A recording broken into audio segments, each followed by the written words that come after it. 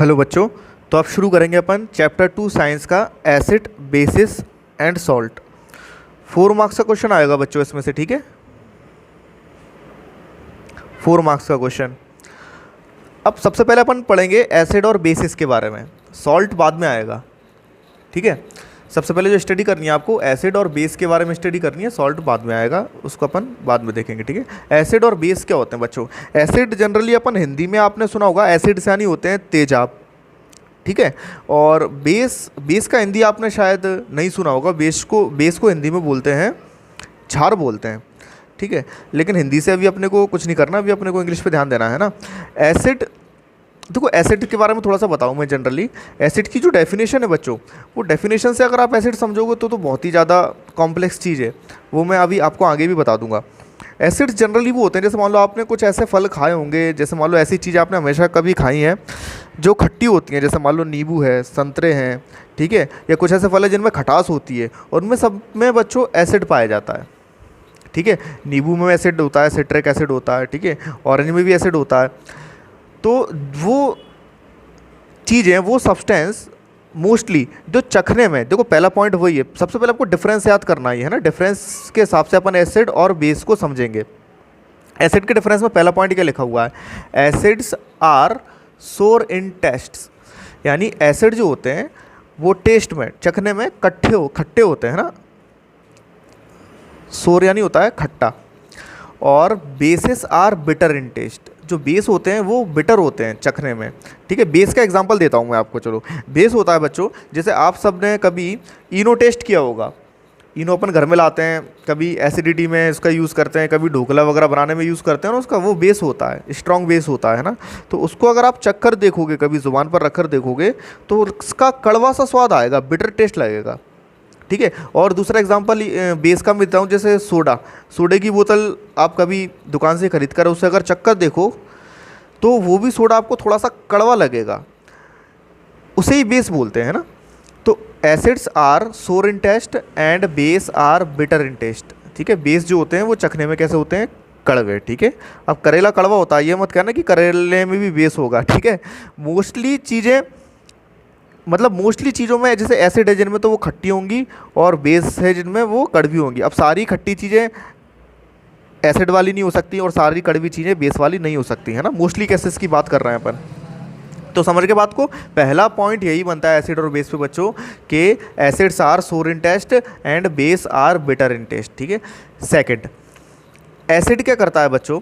जैसे litmus paper आपने देखा होगा, मैंने कई बार स्कूल में भी कराया है लिटमस पेपर, और आपने सुना भी होगा लिटमस पेपर के बारे में। लिटमस एक पेपर आता है, मतलब पत्तियाँ होती हैं पेपर की, उसमें 2 कलर का होता है, एक रेड होता है, एक ब्लू होता है। अब जैसे मान लो आपको आइडेंटिफाई करना है एसिड और बेस को। अब सारे एसिड आप चख नहीं सकते, कुछ एसिड बहुत ज़्यादा खतरनाक होते हैं, है ना। जैसे आपके घरों में, जैसे बाथरूम वगैरह में जो एसिड यूज़ होता है ना, आपने देखा होगा बॉटल्स में आता है, जो बेचने आते हैं ना, वो तो बहुत लो क्वालिटी का एसिड होता है, समझ लो। उसके अंदर पानी मिला हुआ था, 90% तो उसके अंदर ये समझ लो पानी मिला कर देते हैं वो, है ना।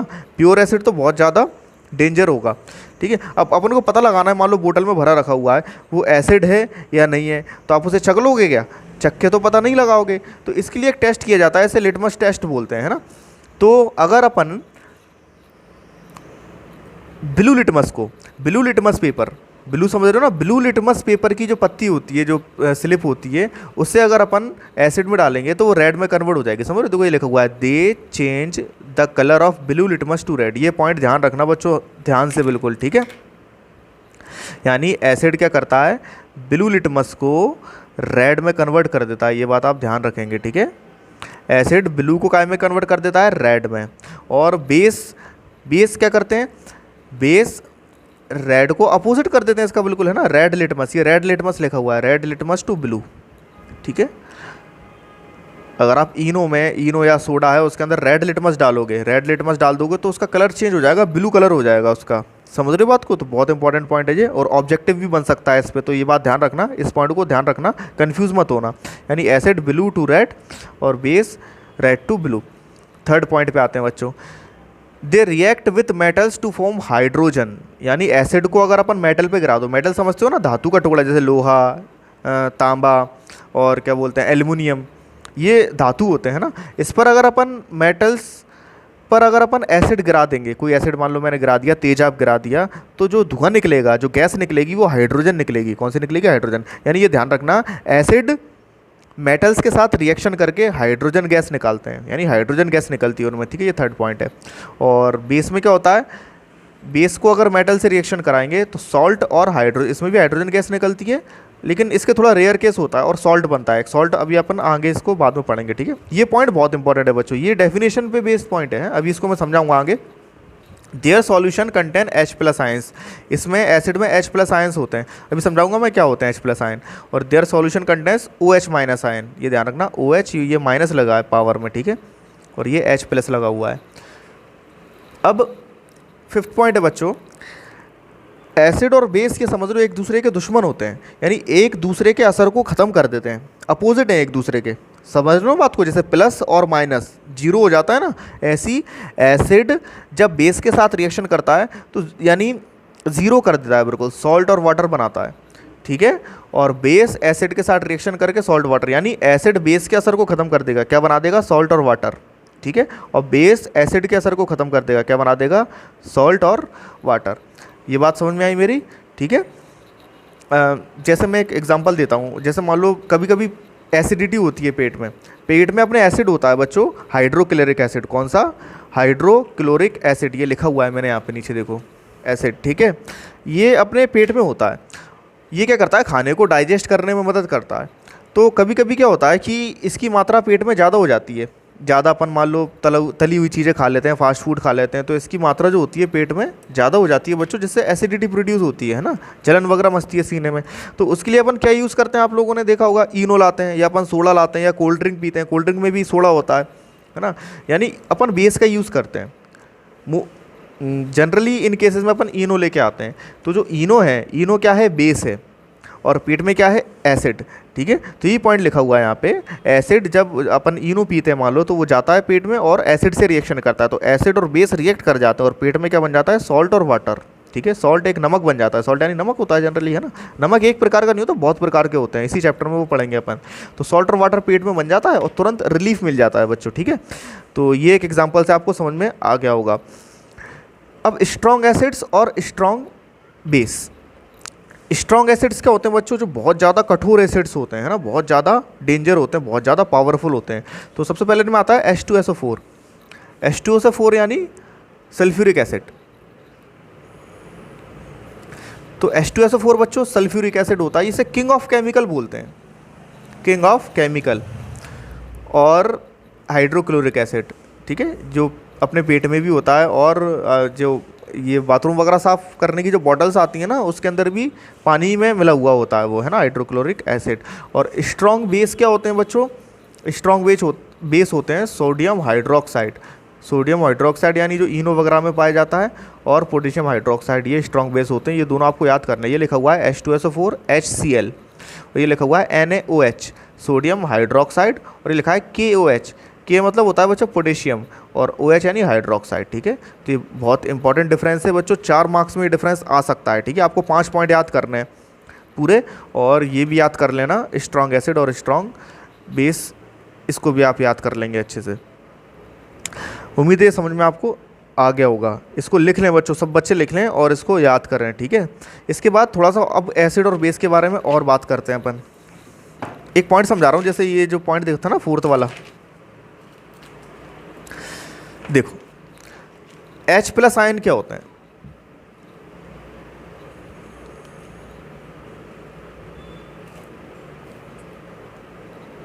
H+, इसे शॉर्ट में लिखते हैं बच्चे, ये जनरली होता है H3O+, इसे बोलते हैं हाइड्रोनियम आयन, हाइड्रोनियम आयंस, ठीक है। तो इसे इतना बड़ा ना लिखते हुए H3O+ ना लिखते हुए अपन इसे जनरली H+ लिख देते हैं, ठीक है। अब देखो ये क्या होता है, जैसे मान लो एसिड्स होते हैं, मान लो हाइड्रोक्लोरिक एसिड है, ये HCl है, इसे अगर मैं पानी में मिलाऊंगा, सॉल्यूशन बनाऊंगा इसका, तो इसमें बच्चों ये हमेशा क्या करता है कि इससे जुड़ जाता है, यानी ये H2 है तो H3 हो जाएगा यहाँ पे, और Cl बचेगा, ठीक है। तो ये अगर कोई सब्सटेंस, कोई भी चीज़, कोई भी, जैसे मान लो जरूरी नहीं है वो एसिड हो, अभी अपने को पता नहीं है वो एसिड है या नहीं है, कोई भी चीज़ पानी में मिलाने पे ये चीज़ बना रही है, हाइड्रोनियम आयंस बना रही है, तो वो चीज़ एसिड होगी, ठीक है, वरना एसिड नहीं होगी। बात समझ में आई? इसीलिए फोर्थ पॉइंट में यही लिखा हुआ है, ये लिखा हुआ है ना फोर्थ पॉइंट में, their solutions contain H+ ions, यानी इनका सॉल्यूशन, सॉल्यूशन समझ रहे हो नहीं, पानी में घोलने पर, इन्हें सॉल्यूशन बनाने पर ये H3O+ आयन बनते हैं, हाइड्रोजन। इसे अपन जनरली लिख देते हैं, इतना बड़ा ना लिखते हुए H+ लिख देते हैं, ठीक है। और बेस में क्या होता है बच्चों, बेस में OH- आयन बनते हैं। कौन से बनते हैं? OH-, बस यही इनकी डेफिनेशन है। तो डेफिनेशन अगर आए तो यही लिखनी पड़ेगी, वो मैं बता दूंगा आपको, ठीक है। और भी कई सारी डेफिनेशन है एसिड और बेस पे, वो बड़ी क्लासों में, अभी नहीं है। समझ में आया बच्चों? अब आ जाते हैं बच्चों एनसीईआरटी के क्वेश्चन पर, ठीक है। पेज नंबर 21 पर, ये पेज नंबर 21 पे ये कुछ आंसर्स दिए हुए हैं यहाँ पे, ये आपको याद करने हैं, बहुत इंपॉर्टेंट आंसर है नीचे वाले, ठीक है। ऊपर तो रिएक्शंस हैं, उनको मैं समझा दूंगा बाद में, ठीक है। तो कैसे याद करना है जरा देखो। पहला क्वेश्चन है, अब ये देखो आपको छोटे छोटे लग रहे होंगे, 4 मार्क्स का क्वेश्चन नहीं है इनमें, लेकिन जो 4 मार्क्स का इसमें से आएगा ना, वो टुकड़ों में आ सकता है 2-2 मार्क्स का करके, तो इसलिए बहुत इंपॉर्टेंट क्वेश्चन है, ठीक है। पहला क्वेश्चन है बच्चों, वाई डू HCl यानी हाइड्रोक्लोरिक एसिड और HNO3 यानी होता है नाइट्रिक एसिड, लिख लो, मैं बोल रहा हूँ ना, आप एरो लगा के कॉपी में लिख लेना। HNO3 यानी होता है nitric acid, show acidic character in aqueous solution while solution of compound like alcohol and glucose do not show acidic character. देखो HCl और HNO3 ये एसिड होते हैं। अगर इन्हें, मैंने बताया ना आपको, अभी ये समझाया था मैंने पूरा आपको यहाँ पर, कि जब अपन इन्हें सॉल्यूशन यानी पानी के सॉल्यूशन में मिलाएंगे तो ये H+ आयन बनाएंगे, है ना, एसिडिक कैरेक्टर दिखाएंगे, H+, H3O+ यानी H+ आयन बनाएंगे। तो HCl और HNO3 ऐसा करते हैं, लेकिन एल्कोहल समझ रहे हो ना, और ग्लूकोज, एल्कोहल और ग्लूकोज में भी हाइड्रोजन होता है, लेकिन वो एसिडिक कैरेक्टर शो नहीं करते पानी में मिलाने पे। ग्लूकोज तो अपन पी जाते हैं पानी में मिलाने पे, तो एसिड बनता है क्या? एसिड नहीं बनेगा उससे, वरना नुकसान कर जाएगा अपने को। तो ऐसा क्यों होता है? देखो, HCl and HNO3 ionise in aqua solution forming H+। Simple सी चीज़ है, HCl और HNO3 यानी होता है बच्चों नाइट्रिक एसिड, इन्हें अगर पानी में घोलोगे तो H+ आयन निकलेंगे, यानी रिएक्शन में जो बाद में कौन से आयन बनेंगे? H+ यानी ये जो चीज़ लिखी हुई है, ठीक है, इसे अपन H+ बोल देते हैं, और इसलिए ये एसिडिक कैरेक्टर दिखाते हैं। मैंने बताया था ना, कोई भी चीज़ एसिड तब होगी जब वो H+ आयन बनाएगी, ठीक है। और अल्कोहल और ग्लूकोज को पानी के सॉल्यूशन में मिलाने पे ऐसा नहीं होता, H+ आयन नहीं बनते, इसलिए वो एसिडिक कैरेक्टर शो नहीं करती। बस यही लिखा हुआ है इसके अंदर। While alcohol and glucose ETC do not ionise in aqueous solution due to which they do not show acidic character, यानी वो आयोनाइज नहीं होते, यानी H+ आयन नहीं बनाते लिक्विड में, पानी में, इसलिए वो एसिडिक कैरेक्टर शो नहीं करते। सेकंड क्वेश्चन है बच्चों, why does an aqueous solution of N acid conduct electricity, यानी एसिड का जो सॉल्यूशन होता है, एसिड तेजाब का जो पानी होता है, उसमें करंट अच्छा आता है, इलेक्ट्रिसिटी अच्छी आती है, ऐसा क्यों होता है? क्या होता है बच्चों? क्योंकि उसमें आयंस बन जाते हैं, H+ आयंस बन जाते हैं ना, तो आराम से वो इलेक्ट्रिसिटी यानी इलेक्ट्रॉन, उसको आराम से इलेक्ट्रिसिटी पकड़ के वो क्या हो जाती है? फ्लो हो जाती है, ठीक है। सिंपल से क्वेश्चन है ये, ज़्यादा डिटेल में नहीं जा रहा अभी इनमें मैं। Why does dry cell gas not change the colour of dry litmus paper? देखो ड्राई HCl, ये समझ रहे हो ना बात को, ये लिखा हुआ है यहाँ पे ड्राई HCl।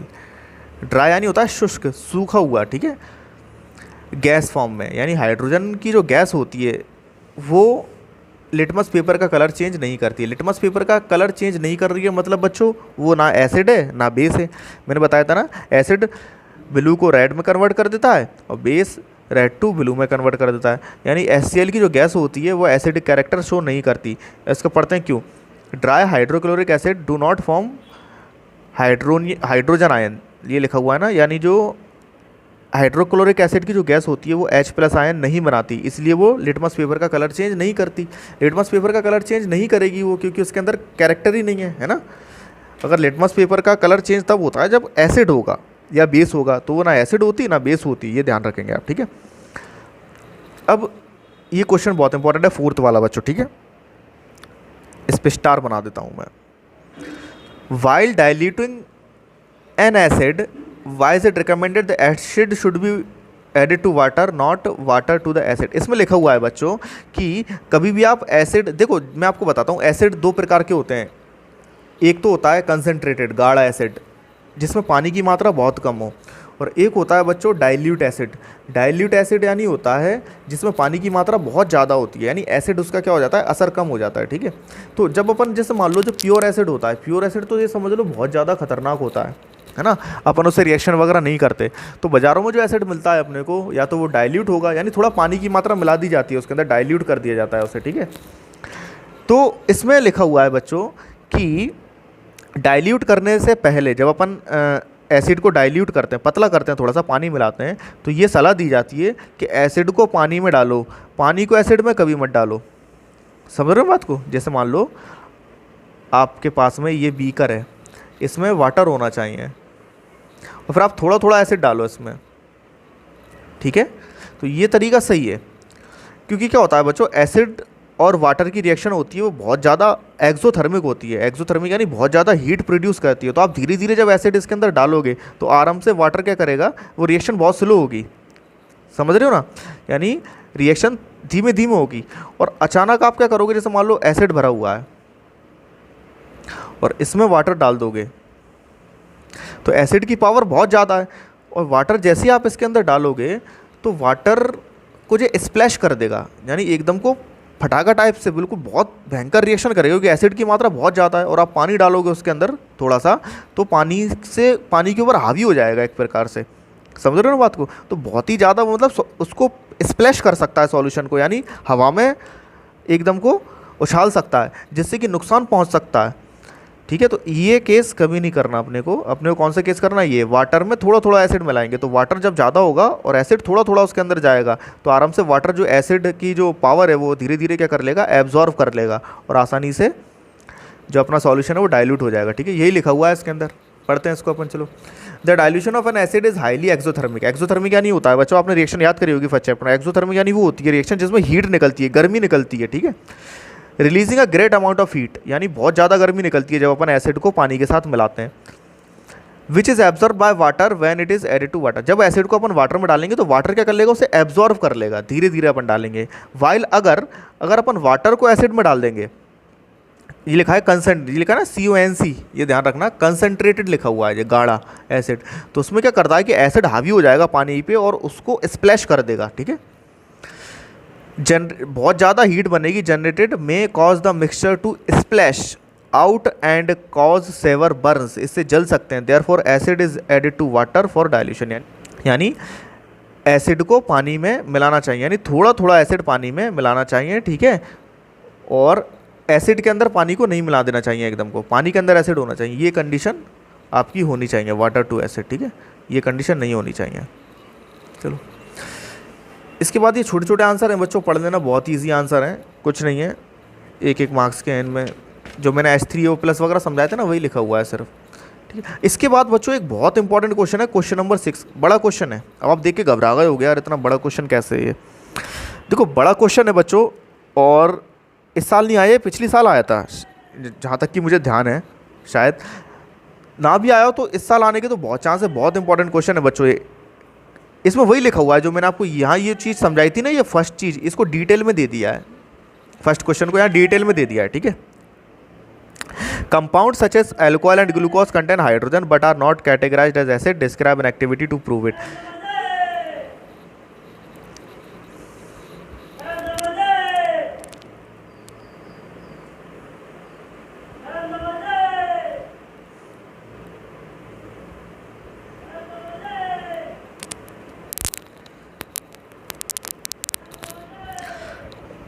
तो बहुत इंपॉर्टेंट क्वेश्चन है। देखो क्या लिखा है बच्चों, यानी इसमें वही लिखा हुआ है कि अल्कोहल और ग्लूकोज में हाइड्रोजन होती है।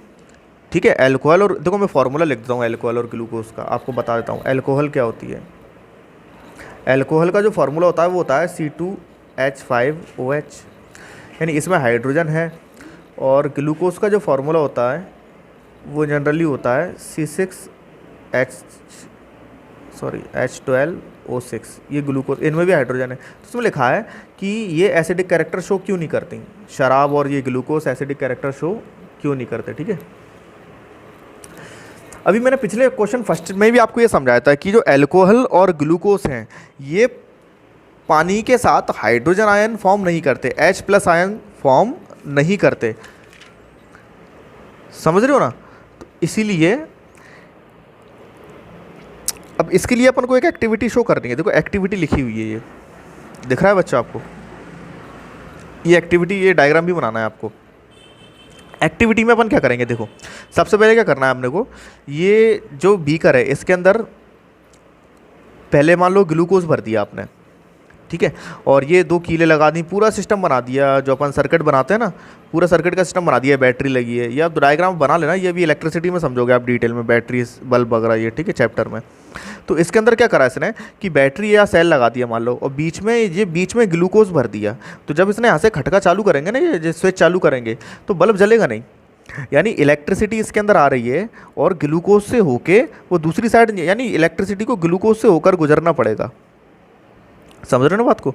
तो ग्लूकोज से इलेक्ट्रिसिटी नहीं जा रही है, इसका मतलब ग्लूकोज में आयन नहीं है। इलेक्ट्रिसिटी तभी फ्लो होती है जब उस सॉल्यूशन में आयन्स हो बच्चों, यानी H+ आयन होने चाहिए उसके अंदर, ठीक है। यानी इसका मतलब ये है कि ग्लूकोज आयन नहीं है ग्लूकोज के अंदर, इसलिए इलेक्ट्रिसिटी पास नहीं हो पा रही है। इसके बाद आप अल्कोहल भर के देखोगे तो अल्कोहल में भी यही केस होगा, इलेक्ट्रिसिटी यानी जो बल्ब है वो नहीं जलेगा। इसका मतलब ग्लूकोज और अल्कोहल आयन नहीं बनाते, समझ रहे हो ना बात को। हाइड्रोनियम आयन जो H+ आयन वो नहीं बनाते, तो आयन नहीं बना रहा है, इसका मतलब वो एसिड में नहीं रखे जाएंगे, ध्यान रखना। बहुत इंपॉर्टेंट क्वेश्चन पढ़ रहा हूँ मैं, इसको बहुत ईजी है। देखो क्या लिखा है इसमें, पहले तो ये एक्टिविटी का पूरा बता दिया गया इसके अंदर। Fix 2 iron nails on a cork and a place 100 ml, यानी एक बीकर है उसके अंदर 2 आयरन की ये कीले लगा दी। कनेक्ट द नेल, इनको अपन ने नेल को कनेक्ट कर दिया बैटरी से, 6 वोल्ट की बैटरी है ये, और बल्ब लगा दिया उसके अंदर, स्विच लगा दिया, सब पूरा एक सिस्टम बना दिया अपन ने, जो बच्चे बनाते हैं ना अपन सर्किट बनाते हैं।